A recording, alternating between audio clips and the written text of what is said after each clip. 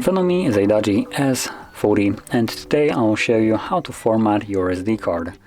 And to get started, you'll want to open up your settings. From here, scroll down to storage. There we go.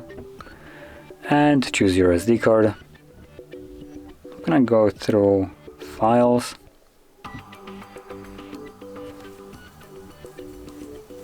And then you want to tap on the three bars, go to storage settings, where you will find format option. Click on it, and it will give you a pop-up that performing this will remove all the data from the card, and if there's anything that you would like to keep, do back it up beforehand, otherwise you will lose it.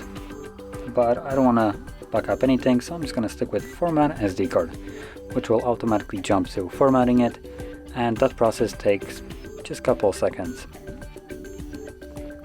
And as you can see, it's already finished. So click on done, and you can leave this because you're finished.